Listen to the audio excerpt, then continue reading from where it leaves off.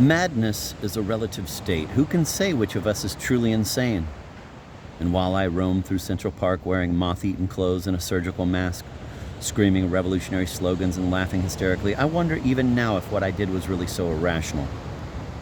For, dear reader, I was not always what is popularly referred to as a New York street crazy, pausing at trash cans to fill my shopping bags with bits of string and bottle caps. No, I was once a highly successful doctor living on the Upper East Side, gadding about town in a brown Mercedes, and bedecked dashingly in a varied array of Ralph Lauren tweeds.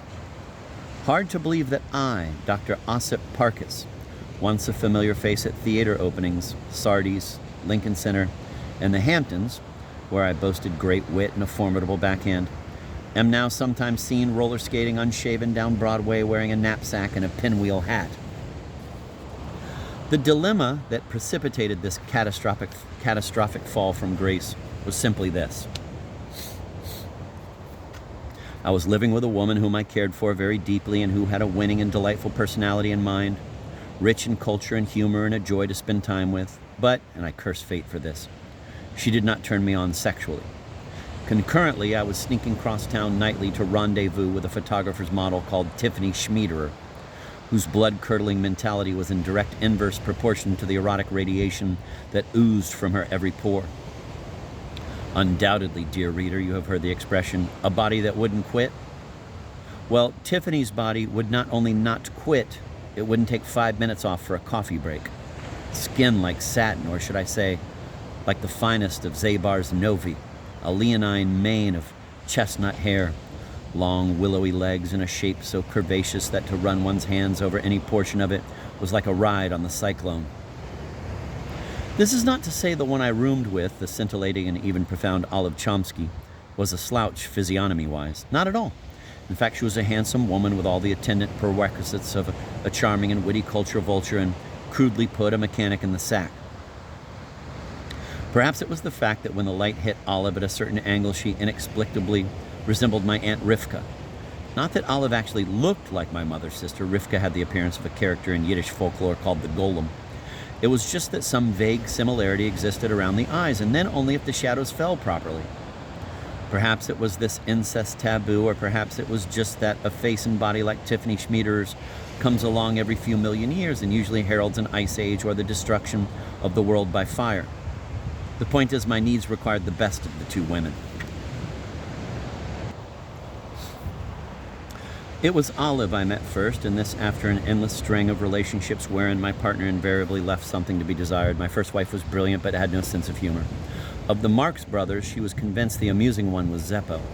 My second wife was beautiful but lacked real passion. I recall once while we were making love, a curious optical illusion occurred, and for a split second it almost looked as though she was moving. Sharon Flugg, whom I lived with for 3 months, was too hostile. Whitney Wiseglass was too accommodating. Pippa Mondale, a cheerful divorcee, made the fatal mistake of defending candles shaped like Laurel and Hardy. Well-meaning friends fixed me up with a relentless spate of blind dates, all unerringly from the pages of H.P. Lovecraft. Ads answered out of desperation in the New York Review of Books proved equally futile, as the 30-ish poetess was 60-ish. The co-ed who enjoys Bach and Beowulf looked like Grendel, and the Bay Area bisexual told me I didn't quite coincide with either of her desires. This is not to imply that now and again an apparent plum would not somehow emerge, a beautiful woman, sensual and wise, with impressive credentials and winning ways, but obeying some age-old law, perhaps from the Old Testament or Egyptian Book of the Dead, she would reject me. And so it was that I was the most miserable of men, on the surface apparently blessed with all the necessities for the good life. Underneath, desperately in search of a fulfilling love. Nights of loneliness led me to ponder the aesthetics of perfection. Is anything in nature actually perfect, with the exception of my Uncle Hyman's stupidity? Who am I to demand perfection? I, with my myriad faults. I made a list of my faults, but could not get past number 1, sometimes forgets his hat. Did anyone I know have a meaningful relationship? My parents stayed together 40 years, but that was out of spite. Greenglass, another doctor at the hospital, married a woman who looked like a feta cheese because she's kind. Iris Merman cheated with any man who was registered to vote in the tri-state area. Nobody's relationship could actually be called happy. Soon I began to have nightmares.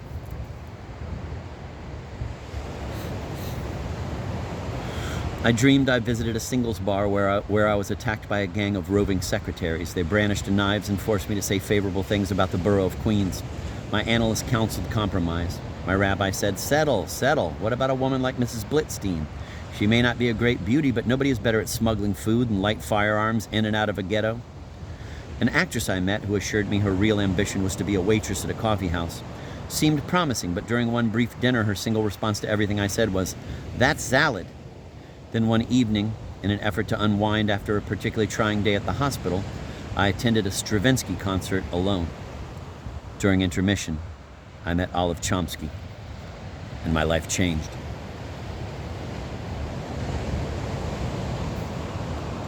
Olive Chomsky, literate and wry, who quoted Eliot and played tennis and also boxed two-part inventions on the piano, and who never said, "Oh, wow," or wore anything marked Poochie or Gucci or listened to country and western music or dialogue radio, and incidentally who was always willing at the drop of a hat to do the unspeakable and even initiate it.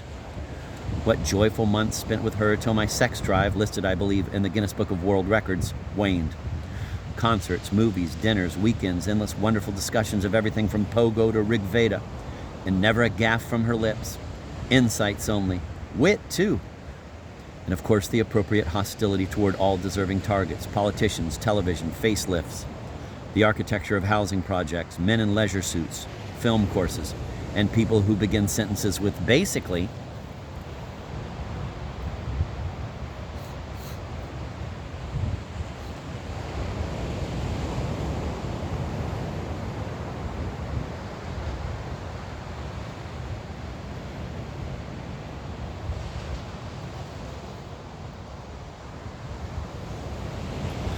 Oh, curse the day that a wanton ray of light coaxed forth those ineffable facial lines, bringing to mind Aunt Rivka's stolid visage.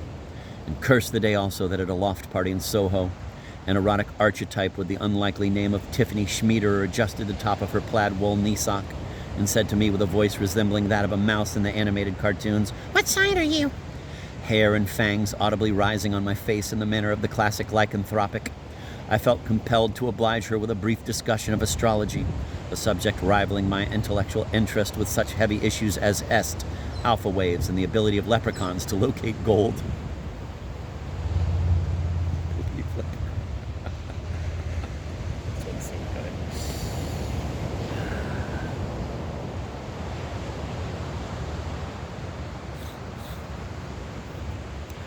Hours later, I found myself in a state of waxy flexibility as the last piece of bikini underpants slid noiselessly to the floor around her ankles, while I lapsed inexplicably into the Dutch national anthem. We proceeded to make love in the manner of the Flying Wallendas. And so it began. Alibis to Olive, furtive meetings with Tiffany, excuses for the woman I loved while my lust was spent elsewhere. Spent, in fact, on an empty little yo-yo whose touch and wiggle caused the top of my head to dislodge like a frisbee and hover in space like a flying saucer. I was forsaking my responsibility to the woman of my dreams for a physical obsession, not unlike the one Emil Jannings experienced in The Blue Angel. Once I feigned illness, asking Olive to attend a Brahms symphony with her mother so that I could satisfy the moronic whims of my sensual goddess who insisted I drop over to watch This Is Your Life on television, because they're doing Johnny Cash. Yet after I paid my dues by sitting through the show, she rewarded me by dimming the rheostats and transporting my libido to the planet Neptune. Another time I casually told Olive I was going out to buy the papers. Then I raced 7 blocks to Tiffany's, took the elevator up to her floor, but as luck would have it, the infernal lift stuck. I paced like a caged cougar between floors, unable to satisfy my flaming desires and also unable to return home by a credible time. Released at last by some firemen, I hysterically concocted a tale for Olive featuring myself, 2 muggers, and the Loch Ness Monster. Fortunately, luck was on my side, and she was sleeping when I returned home. Olive's own innate decency made it unthinkable to her that I would deceive her with another woman, and while the frequency of our physical relations had fallen off, I husbanded my stamina in such a manner as to at least partially satisfy her. Constantly ridden with guilt, I offered flimsy alibis about fatigue from overwork, which she bought with the guilelessness of an angel. In truth, the whole ordeal was taking its toll on me as the months went by. I grew to look more and more like the figure in Edvard Munch's The Scream.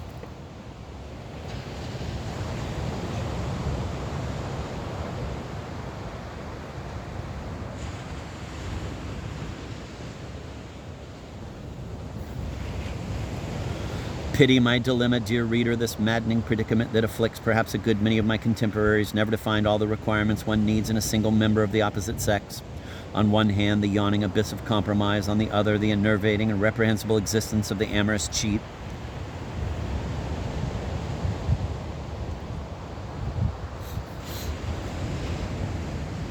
Were the French right? Was the trick to have a wife and also a mistress, thereby delegating responsibility for varied needs between two parties? I knew that if I proposed this arrangement openly to Olive, understanding as she was, the chances were very good I would wind up impaled on her British umbrella. I grew weary and depressed and contemplated suicide. I held a pistol to my head, but at the last moment lost my nerve and fired in the air.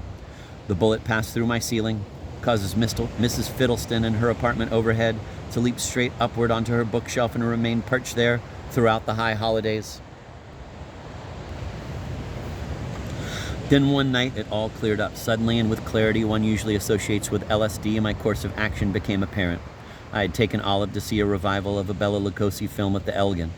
In the crucial scene, Lugosi, a mad scientist, switches the brain of some unlucky victim with that of a gorilla, both being strapped to operating tables during an electrical storm. If such a thing could be devised by a screenwriter in the world of fiction, surely a surgeon of my ability could, in real life, accomplish the same thing. Well, dear reader, I won't bore you with the details, which are highly technical and not easily understood by the lay mentality. Suffice it to say that one dark and stormy night, a shadowy figure might have been observed smuggling two drugged women, one with a shape that caused men to drive their cars up on sidewalks, into an unused operating room at Flower Fifth Avenue. There, as bolts of lightning crackled jaggedly through the sky, he performed an operation done before only in the world of celluloid fantasy, and then by a Hungarian actor who would one day turn the hickey into an art form. The result? Tiffany Schmiederer, her mind now existing in the less spectacular body of Olive Chomsky, found herself delightfully free from the curse of being a sex object. As Darwin taught us, she soon developed a keen intelligence, and while not perhaps the equal of Hannah Arendt's, it did permit her to recognize the follies of astrology and marry happily.